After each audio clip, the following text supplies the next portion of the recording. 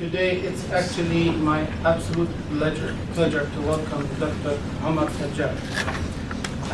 Professor Alfajjawi received a PhD in pre-Islamic literature from Yarmouk University, that's in Jordan. That's in the Middle East, not Georgia, because every time I say Jordan, people say Georgia. Yes. It's not Georgia, it's Jordan.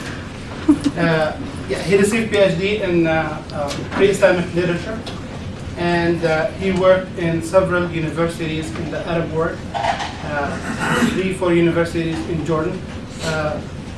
He is a full-time professor at the Hashemite University in Jordan, but currently he is on sabbatical in the American University of الخيمة, that's in the United Arab Emirates. He also served as assistant dean, vice dean, dean of student affairs in Hashemite University. Also worked as director of the library at another university, and of course been in the teaching at the university level for quite a long time. Professor Alfajjawi's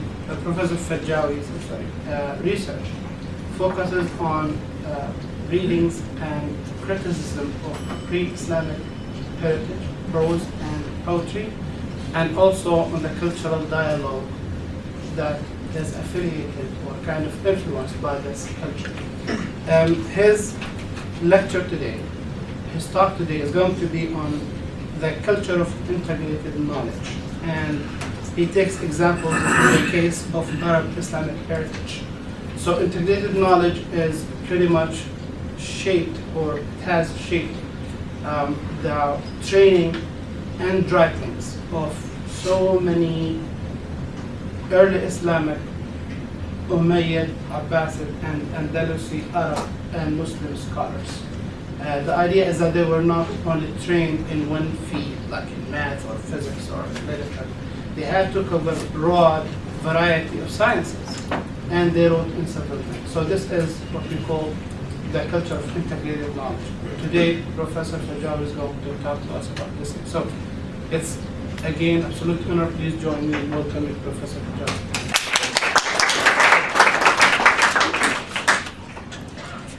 Bismillahirrahmanirrahim.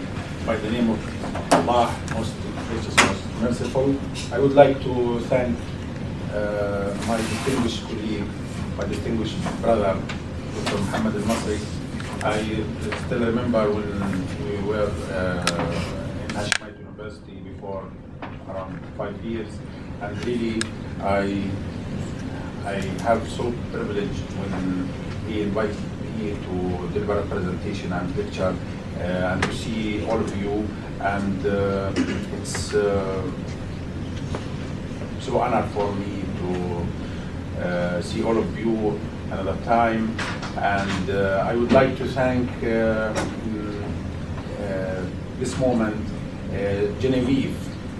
Thank you, Genevieve, for following everything, and you have a very good thing for me.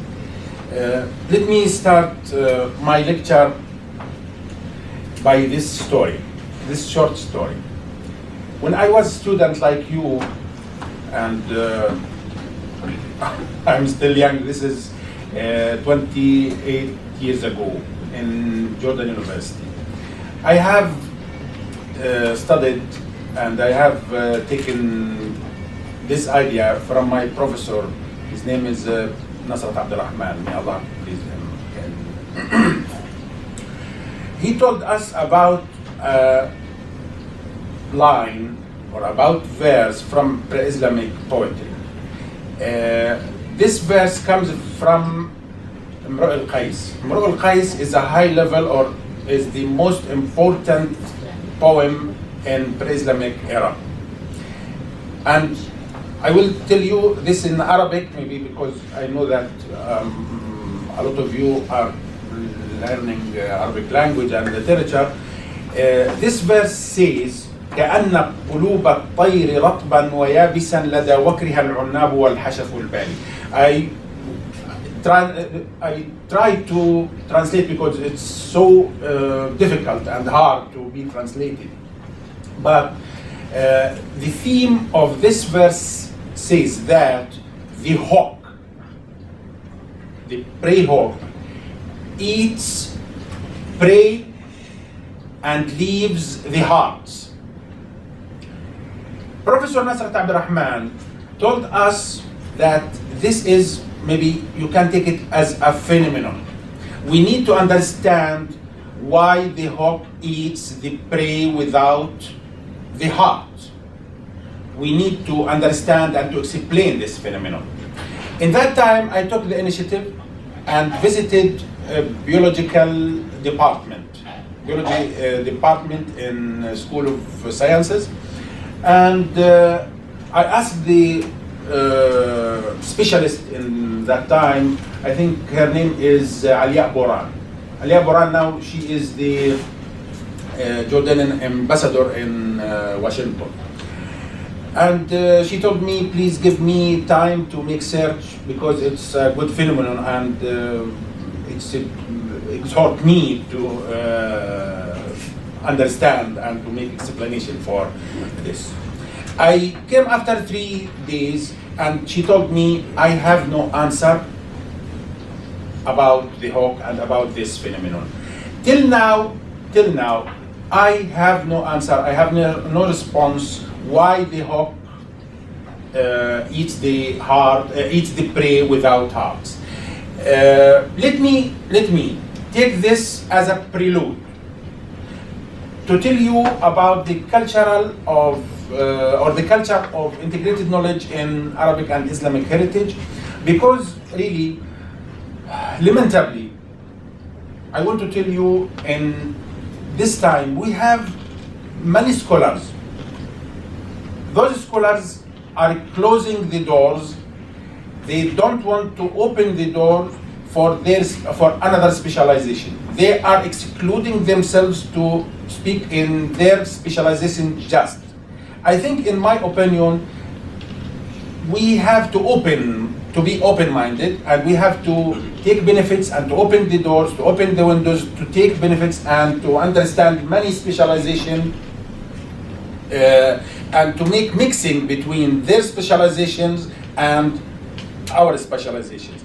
Now, I have compiled many evidences and many examples from Arabic and Islamic heritage, and I think you will be so excited when you hear such these, because it's a common culture really in Arabic and Islamic heritage. In the ancient eras, you are speaking about 1,000 years or more 1,000 years.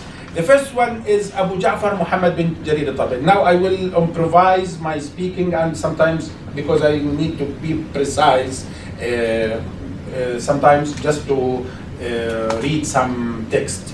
The first one, Abu Ja'far Muhammad bin Jarir al-Tabari. Abu Ja'far Muhammad bin Jarir al-Tabari is a historian man, and he has a high-level encyclopedia of history. Its name is History of Nations and Kings, or History of Prophets and Kings. And he has another encyclopedia, high-level encyclopedia. It's for commentaries and explanations of glorious Quran. Abu Ja'far al-Tabari, he has died in around 310 after the immigration of Prophet Muhammad. He discovered, once upon a time, he discovered that he has no any idea about prosody. And maybe it's exaggeration in my opinion, but you can take the symbol of this story.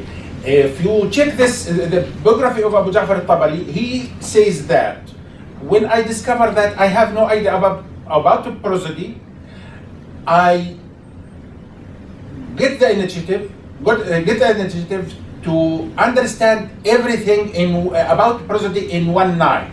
So this is a famous statement or saying from Abu Ja'far al-Tabari. He says in his biography, in the evening I wasn't prosodic, but in the morning I was so.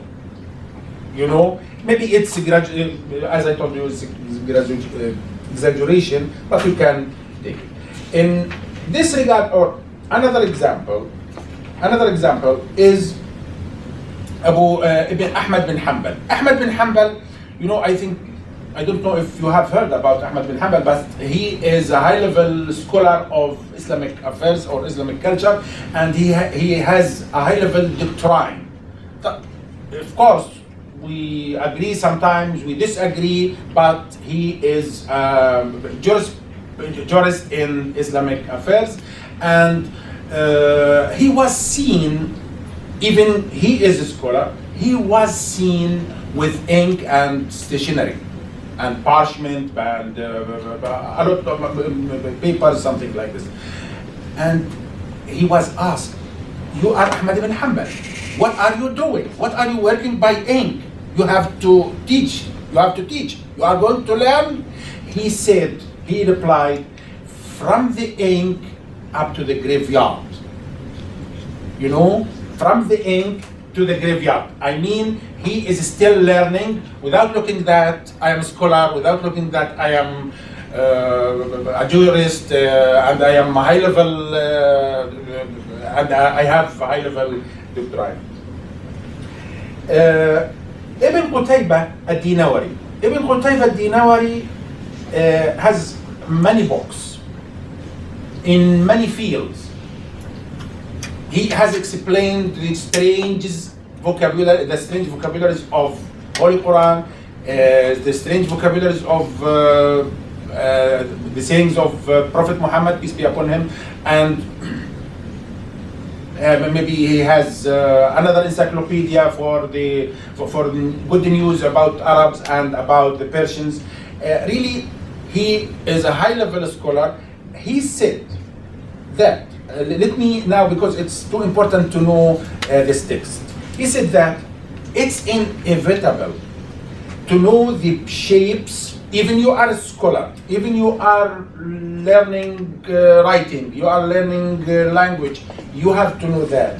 It's inevitable to know the shapes and earth survey, all sort of angles, triangles, such as the right angle triangle and acute angle triangle, squares, arcs, and the one said, who doesn't know the water's end condition, the day's sequence, the sun's circling, the settings of stars, the moon's conditions, and many things about mathematics greatly compromises his writing.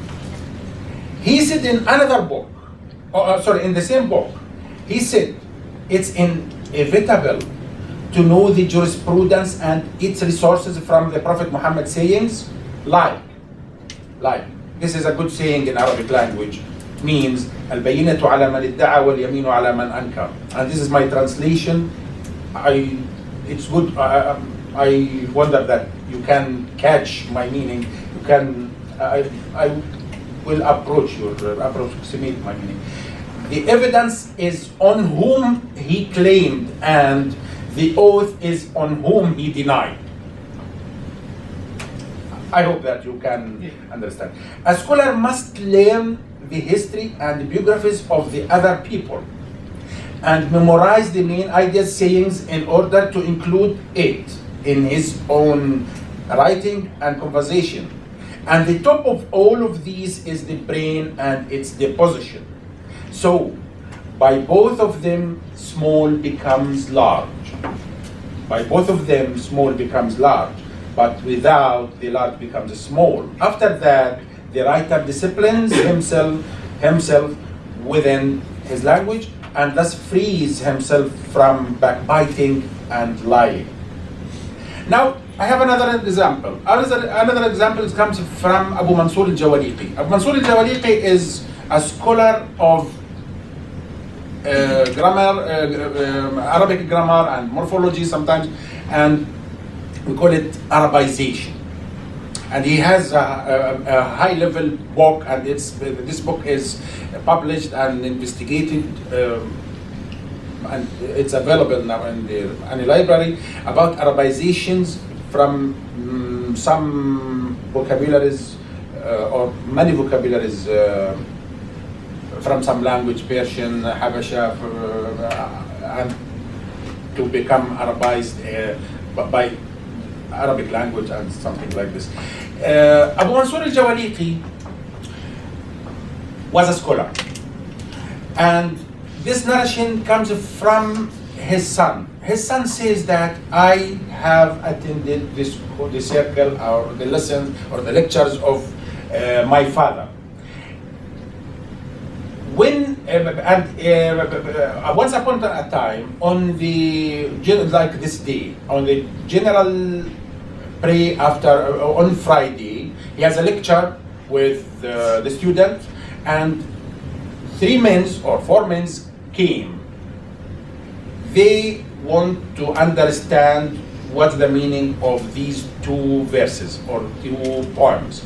These 2 poems are speaking about high-level flirtation or love or romantic love, but the poem uses the sittings of the moon and the astronomy and how to deal with something like this, and this is, as we call it in Arabic, in English, metonymy. He used the metonymy to describe his feelings about his dear. واسم الحبيب جنان الخلد أسكنها وهجره النار يصليني بها النار فالشمس بالقوس أمست وهي نازلة إن لم يزرني وبالجوزاء إنزارا. He speaks about the Sagittarius and the Gemini, and the sittings of Sagittarius and the sittings of Gemini in the sky. Now, Abu Mansur al-Jawaliqi was surprised and shamed. He became shy and replied to these men, I don't understand, I have no idea about astronomy, I can't explain this. And he became shy and he swore that I will not attend this lesson even I will become satisfied of astronomy. You know, after that he became satisfied. Now, what the poem wants to tell us about the sittings of Sagittarius and the Gemini is, let me just to be precise. The meaning of the second verse is, if the sun goes down in Sagittarius, the night will be the longest. And if it's in the Gemini, the night will be the shortest. Which means that if my dear visits me, the night is short. But if she doesn't, the night is long. I think you get my message.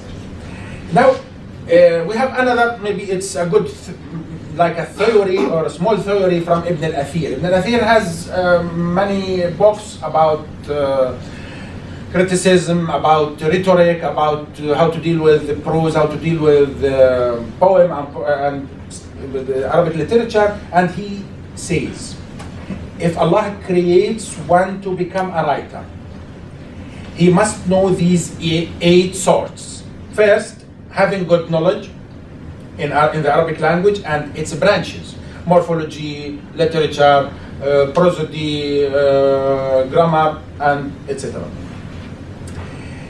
Second, having good knowledge of vocabulary, both the familiar and eloquent, without using profane and vulgar words. And let me notify for the vulgar, the profane and the vulgar words. You know, as Dr. Muhammad told you, that I'm a professor of Arabic language. Now I am teaching in the American University of AlKhaimah from 2 years or 3 years. I'm teaching Islamic culture in English. And I told the students many times, even I am a professor of Arabic language. I want to tell you these 2 rules. The first one, because I am linguistic and I am a grammarian. If you want to speak any language, I am respecting the languages, all languages, without looking to the differences, because everyone is proud of his language. But if you want to speak in English, you have to speak in English from A to Z. If you want to speak in Arabic, you have to speak in Arabic from A to Z. Don't mix between 2 languages, because it's wrong. It's a big mistake in language. The another one, you have to use a high-level language. You have to use a high level language in Arabic, in English, French, anyone. I mean, this is what Ibn al-Athir wants from the writer or from the scholar, not to use a profane and vulgar words. I mean, wrong words, or bad words, or street language. I mean, in the university, we have to speak a high level language, not any language. Because to respect us, to respect the scholars, to respect the science and the campus of any university. Fourth, reading the previous prose and poetry and memorizing much of it. Fifth, knowing the rules of imama. In imama, it means this is in Arabic. In English, means leadership.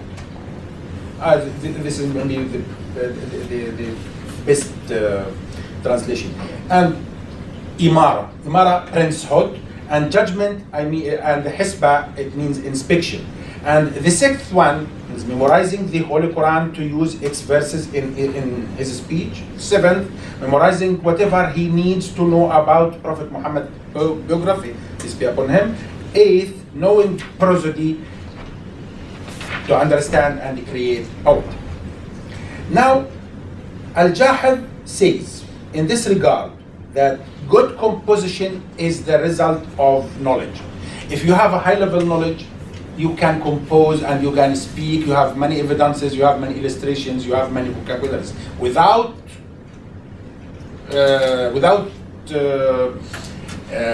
these ideas, without any information, I think you will become stutter, you can't express yourself.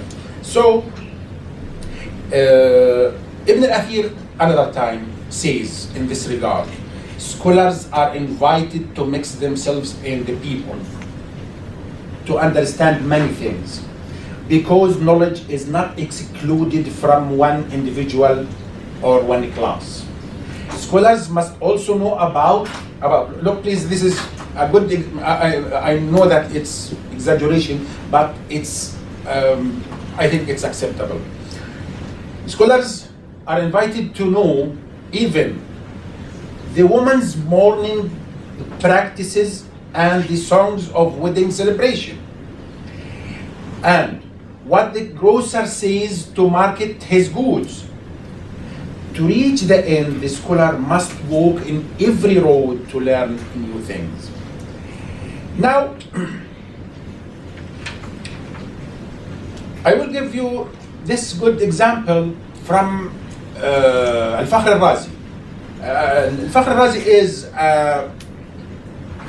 has a high-level encyclopedia of explanation and illustration of Holy Quran, and this story says that Umar ibn al-Husam and Umar al-Abhari, they were sitting to explain what Allah says about the creation of the sky. But during this story, they were using and they were studying and understanding the telemo from the Greek. Telemo from the Greek. So the Al-Fakhr al-Razi crossed them, what are you doing? They replied, we discussed the verse in the Holy Quran. This whole, Allah says that, have they not looked at the heaven above them, how we structured it and adorned it, and how it has no rifts.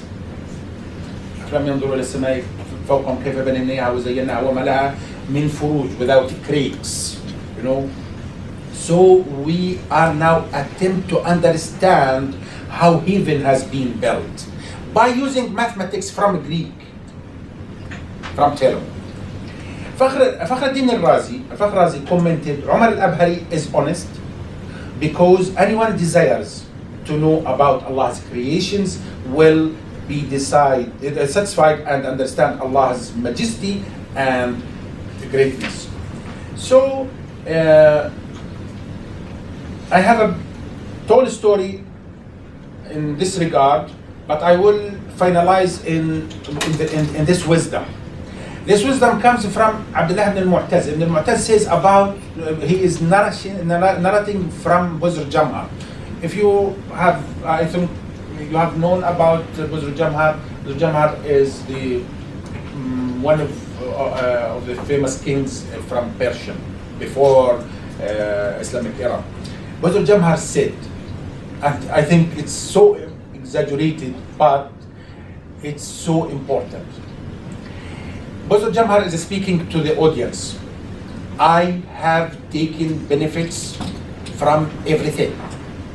I have learned the best thing from everything, even cat, dog, pig, and ravan. The audience, like you, became astonished, became surprised. What you have taken from these animals? He replied, let me read. I have learned from the dog familiarity and defense of wife.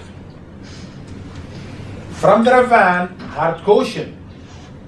From the pig, I wake up too early to gain its needs. From the cat, its kind way and its pleasant caterwaul to make its request. Now I have to make caution. I can't say that all scholars in the ancient era of Arabic and Islamic heritage are in the same level. No, because the generalization is wrong. This caution tells me that we have some scholars, they excluded themselves in one specialization, in one way. They didn't want to go to have benefits, to take benefits from another specializations. They just excluded themselves for one way, for one specialization. So I think this is wrong. Now let me finalize, or let me tell you this high-level statement, and it's so hard and difficult in Arabic language, but I attempt to translate it to translate in English. This comes from Al-Hasan ibn al-Haytham. Al-Hasan ibn al-Haytham was high-level scholar, and he has many books about optics, and he corrected some theories from Greek sciences. He says that this is as a theory how to deal with the specializations and how to deal with the research, how to become a high-level researcher. He says, truth is specifically needed. الحق مطلوب لذاته. Truth is specifically needed. And the most important thing to be found is difficult one. الحق مطلوب لذاته وكل مطلوب لذاته فليس يعني صاحبه إلا وجوده. It's so difficult. The way is rough for how to get the idea or the high level idea. But the truths are immersed in doubts. والأفكار منغمسة في الشبهات. And people always respect scholars. وحسن الظن بالعلماء من الناس. But Allah Almighty never protected any one of them from error. The scholars seldom differed with their opinions. They differed in searching for truths. They check the references to better believe what they read. He who threatens and doubts and follows the evidences and proofs may err, because human beings are weak. In this regard, if anyone wants to reach the truths, he is forced to be an enemy. You understand? To be an enemy for what you are reading. Not to take it like a sacred or like a holy Quran or Holy Bible. This is wrong. and to dive further in the text and its commentaries and notes in order to judge from all sides. He must search, he must reach balance. If he takes this method, truths become so clear that he discovers doubts and mistakes. I have concluded by this research for these four results. The first one, scholars in Arabic and Islamic heritage understood the integrated knowledge and practiced it theoretically and practically. The concept of integrated knowledge wasn't well known. The integrated knowledge as a concept wasn't well known and spread through the ancient world. Ancient scholars theorized precisely in their books about integrated knowledge, and they urged all scholars and students to be open to receiving a new knowledge. The fourth one, the scholars urged themselves to continue their learning despite regardless of how much they already had, they reach a high level of knowledge and not to be shy, because knowledge is not excluded by class or age. Abu Darda, may Allah please him, said that people are classified, learner or teacher. Out is the worst. Thank you so much for good listening.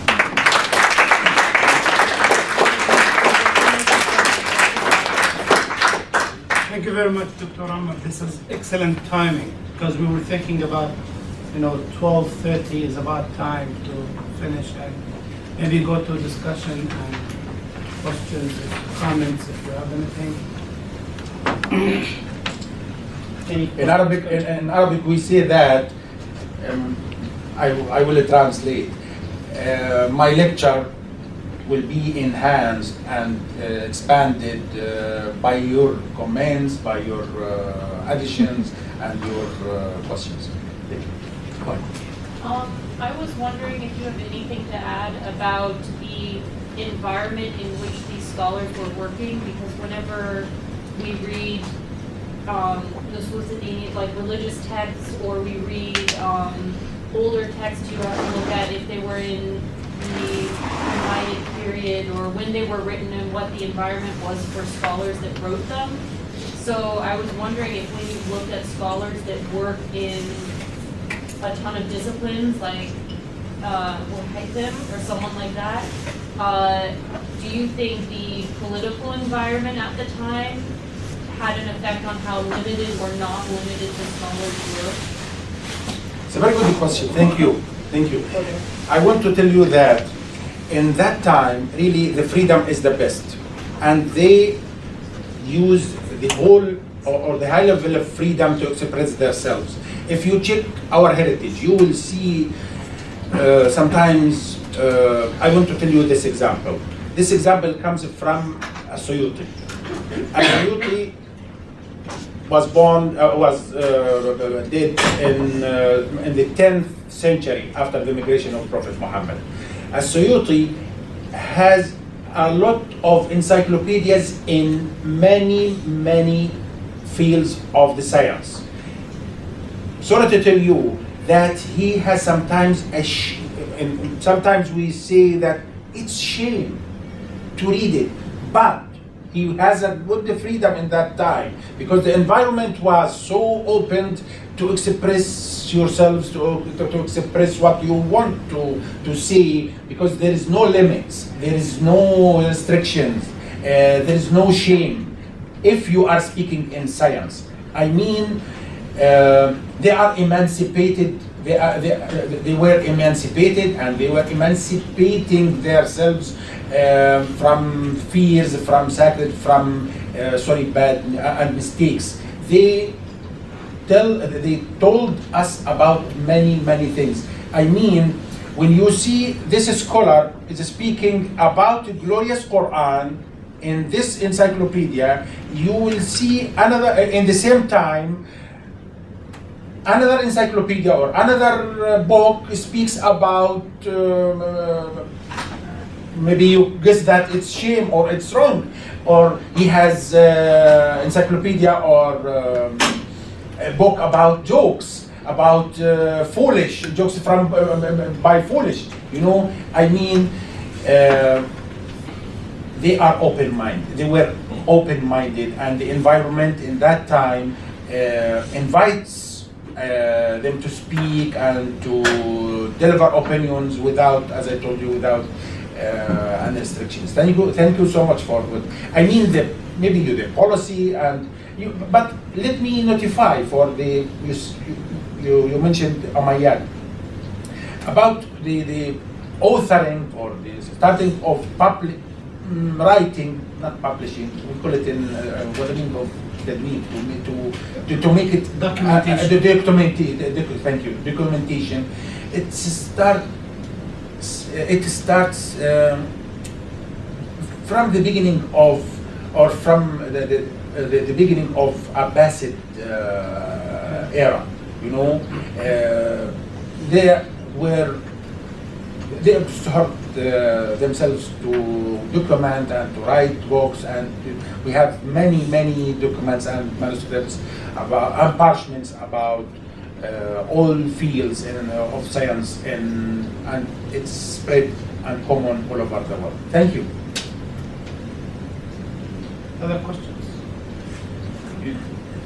You started by saying that now you feel like that people are not as open to, at least that's what I thought I remember you saying, not as open to interdisciplinary type thinking. You said you're sorry that people are somewhat closed to this. Could you explain more what you meant by that? Did I understand that correctly? Okay, I mean, in this nowadays, because we have many specializations, and if in every specialization we have many branches of precise. For example, I am specialized of pre-Islamic poetry, or in the beginning I am specialized of Arabic and Arabic literature and the criticism, you know. But my precise specialization is pre-Islamic poetry. Now, if you want to speak precise, more further precisely, I am specialized of poetry, not prose, in pre-Islamic era. I mean, because we have many branches about many fields of science and many fields of specializations, maybe it's prevent or it like a dam or like a restrict for these scholars to be open-minded for, or to open the doors to take benefits from the others. But in my opinion, I mean, it's wrong. Now, you can take me as an example. I have promoted to the full professor before 5 or 5 months. If you check my papers, you will see that I have mixed between literature, pre-Islamic poetry, and sports. You know, sports. And it has been promoted, published, and refereed, and it's high level. You know, I have mixed between literature and Islamic culture. And I am planning now to take benefit from economy. It means that when you read some verses, when you read some texts, how to understand, as I told you in the beginning of this lecture, about the hawk. Now, Imru al-Qais says about the hawk, about the birds, the prey birds, how to deal with the prey, and they are eating, or they were eating the prey without arcs. This is a phenomenon, and Imru al-Qais or anyone speaks about this as a phenomenon, but at high level in literature, because he doesn't want to go to understand how to deal with such this case. When in our culture, when the poem speaks about the rain, about the clouds. He is speaking as a literature, to take it as a literature and to make a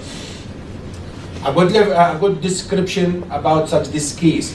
But if we want to understand what he wants, it's good to go to the another specialization to take benefits and to expand our understanding in such this case or another case. This is what I mean. I think, I hope that you get my message. Other questions? And then Debbie? When you read old texts and you read the Muqaddimah and it says, from so-and-so and so-and-so in a response to so-and-so, also mentioning the ideas of so-and-so, you know that they bring up like everyone that's talked on the issue previously. Where would people actually have read, like where would those scholars have read those works? Were they sent to each other, or did they go to libraries to read them, or how were those works disseminated so that they all had these? Because a lot of the great Arabic works are kind of people in dialogue with each other, arguing over points. So how were those? How did they get each other's work? If I understand your question about Ibn al-Athir, and when I have read the text that the scholars are invited to mix themselves by people, is what you mean, and to understand what they are speaking, maybe we'll get this is what you mean? She's asking about the narration. Narration. Succession, عن فلان, Yes, yes. How did they have access? How did they know? Did they read them in books, or did they hear them? Ah, yes. Oh, thank you. Now I am teaching students about such this, because this is, we call it validation and invalidation, and in Arabic علم الجرح والتعديل, and we have the study of men's or study of علم الرجال, something like this. What I want to tell you that it's a big field in our culture, and we have many encyclopedias how to deal with tellers, how to deal with the narrators, and if we want to check that this is authenticated, or this is great, this is corrected, good or weak, we need to check every biography of every teller, you know, and to go deep that he is honest, without lying, without any shame, without any mistake. And if he has any mistake, the narration will be dropped, will be it's trashed, or it's wrong, it's falsified, you know. This is what I want to say, because it's a big branch, it's a big field to speak about. But when you want to understand, or when you want to check that this narration is good or not, you have to know how to deal with by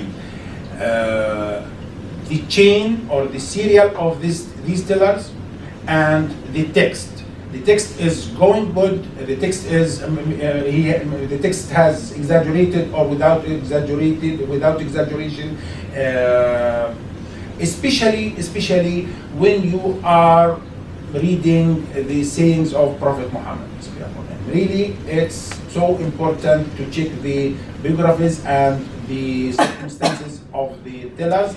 After that, you have to check the text, that this text is going in the same level with the Holy Quran or not. If it's going with the Holy Quran, it's very good. Without this, if you have discrepancy, or if you have contradiction, it's wrong. Because Prophet Muhammad, this is just an example. Prophet Muhammad comes just to explain, to illustrate, not to add, not to change, not to modify what Allah says in the Holy Quran. This is as an example. In the same time, or in the another field, if you want to check the chain or the tellers or the narrations from history, from many things, you have to do such this. Have I replied? Have I given you the message? Okay. Thank you. Yes. With regards to poetry and prose, was there a difference with regards as to the function that poetry and prose served in scholarly work, and was that distinguished in the scholar's work? So that أضيف الشعر المختلف. You know that we have two sorts or two kinds in, I think in Arabic and in English, or in every language.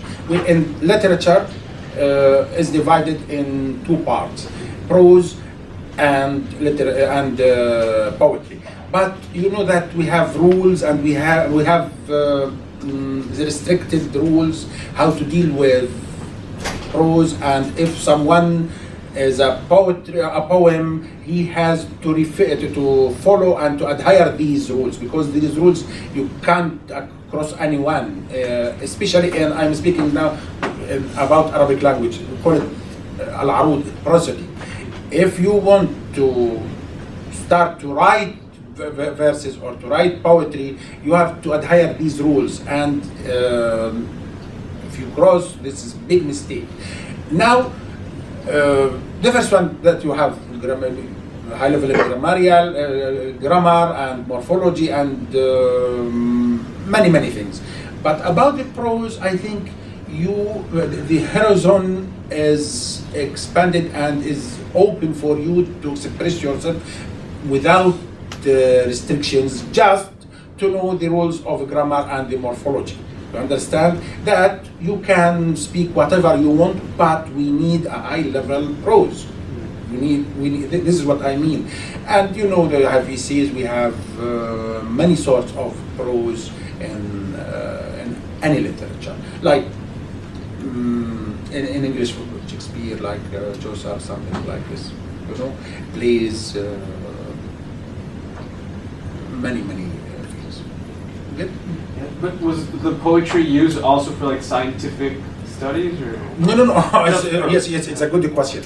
I mean, you know, if I am a poet, okay, I am seeing something.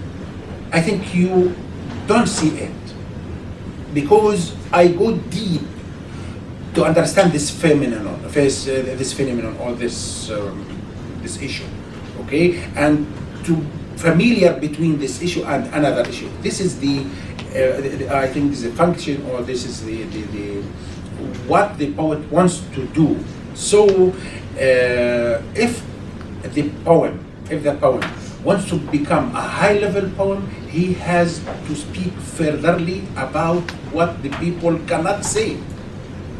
You know, so in two lines, or in two parts, you know, that we call it in Arabic as-sadr wal-ajz, in two parts in Arabic language, and to deal with high level of prosody, something like this. Not to go to understand what about physics, what about the labs, what about this is what we now. If you check, I am speaking about Arabic literature. If you check many scholars, many poems, they are speaking about, as I told you, about camel. He is describing the camel not as a vet. This is wrong. But because he sees this camel, or wife camel, you know, you understand wife camel, a naqa, okay, as his friend, because it's familiarized with him, not to speak as in lab or astronomy or something like this. You get? Yes. This is what. But it's good for everyone to involve himself, to immerse himself in every road, in every valley, you know, in every road, to understand, because the composition, as Al-Jahid said, composition or high-level composition is a result of high-level understanding or high-level ideas. Without ideas, you can't speak. You can't deliver any idea. Okay. If I may What's just the question? add to that point, there is two things here. Usually in different cultures, and actually there are so many pieces of evidence in medieval, pre-Islamic, I would say medieval Arab literature. There were so many ideas that were brought up in literature, prose and poetry, that sparked scientific research after that. So they were not meant to, to express scientific ideas in poetry, no. Yes. But poets, because of their creativity, they thought of these things. So they gave sparks to scientists who carried out and did research and came up with ideas. That's one thing. The other idea is that if you look at medieval poetry and writings, prose, you will see that there are so many metonymy, allegory, pictures, that they use, in which they employ, the stars and the moons, because astronomy was flourishing at the time. So the culture was respectful of astronomy, and Arabs were good at doing this at that time. So writers and poets took pictures from that thing.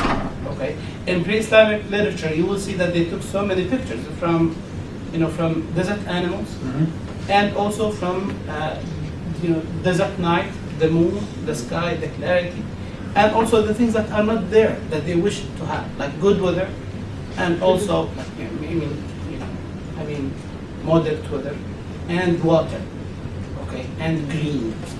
So because these are things lovely, they miss them. So if you look at Arab poetry and you trace, you see that in every point in time there was effect of these pictures. That was actually reflection of the scientific culture of the time. I don't know if it's correct. It's a very good addition. Let me add another thing. Who are reading? Michelle, have you heard about Al-Buhturi? Because you are specialized. Where is Genevieve? We haven't yet. Okay. We did not do Buhturi. Okay, I want to tell you, Al-Buhturi is a high-level poem in Abbasid era. Okay, in the 3rd century, after the immigration of Prophet Muhammad. He has a high-level poetry, and there is a high-level description about the story where maybe it is a symbol story with wolf. He is describing about the speed of the wolf.